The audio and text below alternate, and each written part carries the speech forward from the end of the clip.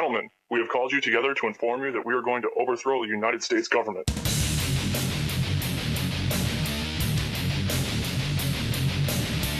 you still think that jet fuel brought down the World Trade Center? Well, I mean, it is true that mainline Christian conservatives mainly go to Bohemian Grove and have gay sex together. And I'm not bashing people for their sexual persuasions. It's the fact that things aren't what they seem a lot of times is what I've found and what I've experienced. And I wish 7/7 was an intelligence operation or a group they set up and let do this. I wish that 9/11 wasn't an inside job. But Larry Silverstein says, pull the building, gave the order, watch it come down. I don't just have... But you also know that Larry Silverstein has said over and over again that means evacuate the building. Yeah, it was already evacuated 5 hours before. But see, I knew where you were. Hold on. I knew you were going there. The fire brigade. He was talking about the New York Fire Department leaving. He wasn't talking about... But I knew you'd say that. I knew you'd say that. Let me finish. This is important. Because I've done countless reports on this. We have the police say, get back, they're going to bring down the building. I've talked to the cops and say there was a 10-second countdown. I've got the newscast where they said they were going to blow it up. I have the BBC saying it had fallen 25 minutes before it did, and I brought that up knowing you'd respond with Silverstein's cover story of what pull it meant. But I'm saying it doesn't just end there. I know that you can fit a lot of anomalies together and find any relationship you want, just like Paul Joseph Watson's tried to do with Demos and Common Purpose. It's entirely fatuous.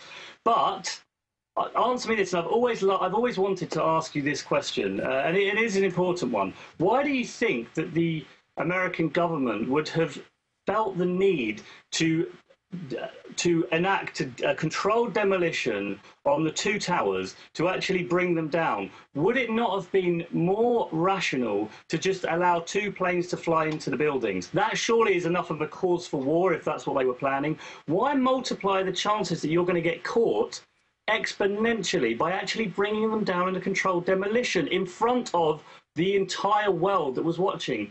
I don't understand. Well, let me give you the answer. Do you really want the answer? It's a complex... I want to know what you think, yeah. No guts, no glory. Fortune goes to the bold. Bottom line... Well, let me finish. Bottom line, those buildings already had asbestos and structural problems. Psychologically, you do it on a weekday morning to control the week's news cycle coming up. You have the first plane hit to get all news cameras aiming. It's a perfect psych warfare job, and I've had top former State Department psychological warfare experts on, like Dr. Steve Pachinik and others, to say, yes, it's a perfect psyop. Then the second plane hits. Everybody now knows it's a terror attack. Then you have the controlled demolition, so the insurance money can be paid and the rest of it. Building 7 that's running the attack with the CIA, FBI, and others way down the street from it, 47 stories. It's got the explosives in it. I interviewed Peter Jennings, who said that, yeah, there were bombs going off and dead bodies. Of course, he died right after we interviewed him. Are you suggesting that the 2 planes flying in on their own would not have dominated the news cycle for weeks to come? No. People had to see that giant image, plus they had to get rid of the crime scene. Okay, let me ask you this, because there's thousands of points. Do you believe not one, but 2 magical passports went out of their coats, out of their jackets, fireballs, through the building, out of the wreckage, down to the street, 4 or 5 feet of dust, and were found by the FBI later that day? Do you believe that? I'm really not qualified to answer questions like that. In the same way that I'm not, and you're not qualified to answer questions about structural demolition. Who is qualified are demolition experts and structural engineers, and you know what the overwhelming majority of them say. The global warming's man-made and real? Architects for 9/11 Truth, a rabble of a few, a handful of architects who actually don't know much about structural engineering at all. Hold on, that's it. Hold on. Stop. Architects and engineers for 9/11. Hold on a minute. You know it well that the outrageous. I gotta counter that. Full well that the overwhelming scientific consensus from both demolition experts and structural engineers is that the buildings fell pretty much as one might have expected, and there was no way to control demolition. All right, I want to counter that. We're not here talking about... I knew that it would turn into a discussion about 9/11. I'm going to phase you down for a minute. Stop. I gotta make a point. I'm going to give you 1 minute to make your statement, and you've already been talking for a minute, and then I'm going to get 2 minutes to counter. But I wanted to finish the earlier point, but now you've really discredited yourself. So you've got a few people that don't really know much about structural engineering. There's 1,600 architects and engineers. Many of them now, hundreds of them, have actually been involved building giant buildings. A whole bunch of them have built 30, 40, 50-story, and they've got very famous architects and engineers coming out now. NIST has had to change their story 6 times on how Building 7 fell, and now admits free fall, and has had to make up this thermal expansion garbage. All of this is going on, and for you to say they've just got a few people in architects and engineers, who do you have? Controlled Demolition Incorporated that gets the contracts to blow up these buildings, the wreckage, Oklahoma City and 9/11? I mean, you talking about those guys? Now you've got the floor. Go ahead. Well, to respond to that or to speak generally? No. You just said that the overwhelming, just like Al Gore kept saying all the scientists know global warming's man-made. When 9/11 architects and engineers for 9/11 Truth submit a well thought out, properly peer reviewed, and not by one of the truther journals, articles about this, where they not pick holes in the official account, but actually present an alternative account that can be properly scrutinized by an anonymous peers of theirs, then I'll start listening. And when that happens, because that's how we arrive at knowledge, then I'm all open to be convinced. Because for me, this is the difference. I'm not wedded to the idea that 9/11 wasn't an inside job, because if it was, I'd really want to know. I have no vested interest in trying to cover up, if the government's murdering its own civilians. I've got no interest in covering that. Do governments ever stage terror? Historically, I think they have, yeah. I mean, the whole origin of the word terror is from the French Revolution by the French government. So, yeah, the state-led terror absolutely is possible when it happens. Okay, then let me ask you this question. No, I want you to listen. I watched Al Gore, this big fat con artist, who's an oil company baron, involved in unbelievable corruption, giant houses everywhere, carbon footprint, the size of 50 families or whatever. You've got this guy, jet setting all over the world, invested in gore and blood carbon trading in London, all these huge Rothschild Rockefeller investments in it, carbon trading, all this money, tens of billions invested in selling this, saying ice caps are getting smaller, polar bear numbers are down, polar bears can't swim, all of this patent crap that I can disprove. I mean, the polar bear population's up 5 times what it was 60 years ago. The ice caps always shrink in the summer, expand in the winter. But he kept saying peer-reviewed, peer-reviewed, peer-reviewed. Now it's come out all these emails where they try to block peer-reviewed publications, where they had an inner coterie of government-funded scientists hiding the decline. And now the whole hoax is falling in on itself. They weren't government funded, but yeah, you're talking about the University of East Anglia. East Anglia, that's it. They were trying to. No, it had ICCUN funding. What are you talking about? Wait, it wasn't the British government trying to fund them. I mean, everything ultimately, a lot of stuff ultimately comes from government funding, because a lot of taxpayer money goes into government. They said hide the decline. It's a load of crap. How does moving your coal plants to China?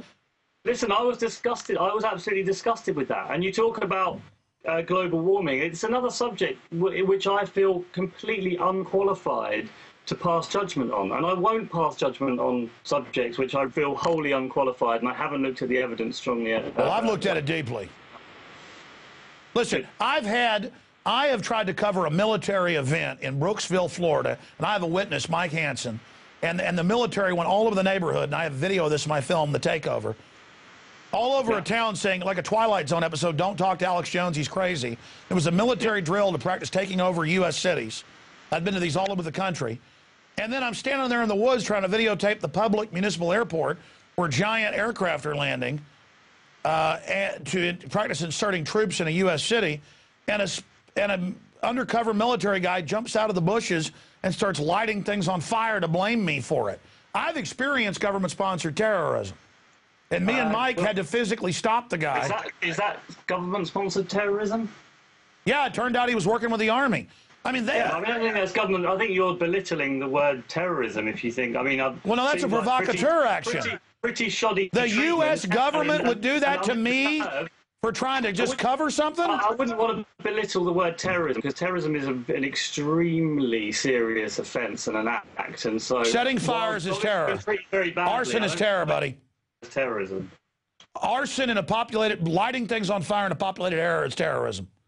Lighting things on fire in a populated area is terrorism. Pretty low bar. Lighting things on fire in a populated area is terrorism. Absolutely. The oldest thing in the book is to set fire to things to terrorize populations. What do you think our troops did to Indian villages? Burn them out. Look at Waco. They burned those people up. I bet you think that's a conspiracy theory. No, I read into Waco, and I read into Timothy McVeigh, of course. I read into, but there are equally cases. I mean, you know, take for example the Reverend Jim Jones. Terrible, terrible person. Killed 900 and I think it was 920 or so American citizens, or had them commit mass suicide. He was an arch conspiracy theorist too. He was absolutely schizophrenic paranoia, is what he suffered from. What do you want me to say about things like this? Well, the Heaven's Gate people, I mean, if you take the entire spectrum of alternative thought, it's going to run the gamut from reasonable and well-researched that the system calls conspiracy theories, right through to total lunacy. But let's go back to Jim Jones. I've actually studied him. He was working for the CIA. He was working for the governor of California. He did have contracts. I don't think so. Have you read the amazing biography of him called Maven? I've actually watched documentaries in the original newscast. So have I. And I think by far the best and most acclaimed biography of Jim Jones is by the journalist that spent time with him right at the last minute when he murdered that US congressman. Yeah, they shot up the airplane. They shot him in the airplane, exactly. He actually concluded that he was not working for the CIA at all. No, he had been working for them, and you can say he probably went nuts at the end and may not have been. I mean, you just had to admit that. Listen, but he used the idea that the CIA had infiltrated his group to stop people from leaving. He used it to stop people connecting with their families. He would tell the families of the people that had deserted the People's Temple that the CIA had pulled them out and had infiltrated them, and that they were trying to convert them into spies, and were going to try to make them contact the People's Temple. Sure. But what I'm telling you, Jamie, is that this is a standard deal. In fact, Cass Sunstein, do you deny the White House regulations said infiltrate conspiracy groups and put out disinfo to discredit them and sow discord with them? I mean, the implication that people that question the system are Jim Jones and cause violence and extremism in Jim Jones is literally looking into a giant field of billions of people and then picking at things. I mean, it's actually the government I see that spreads conspiracy theories about Al-Qaeda hiding under tables. But I think it's a caricature of my position, because I've never said that the government doesn't do those things. I've just said because it sometimes does them doesn't mean it always does them. Do you think I'm an extremist, as an extremist analyst that tracks what is it? Jamie is the head of the Violence and Extremism Program. His primary research interests lie in terrorism, radicalization, extremism, conspiracy theories, and immigration policy. Hey, what about Tony Blair and his secret program to bring in illegal aliens? That's now been confirmed. What was that exactly? I think, are you talking about immigration levels in general? Well, no, secret agreements with France, the trains with the illegals coming in for years, to then turn them into a political army. I mean, that's standard big foundation operations, but it's now come out. That wasn't the story that I understood. The story that I understood was that the Labour Party, for a number of years, was pursuing a very open immigration policy because they thought that it would change the face of the British population, probably for electoral reasons, because the immigrants tend to be more likely to vote for the Labour Party. These are the sorts of conspiracies that I think I would like people like you, people like Paul Joseph Watson, who are often, you know, you guys are often tenacious and you're very smart. You channel your energies into those things, because there's a lot of rubbish taking place and a lot of lies that our governments do feed us. I just like your efforts to be directed at that.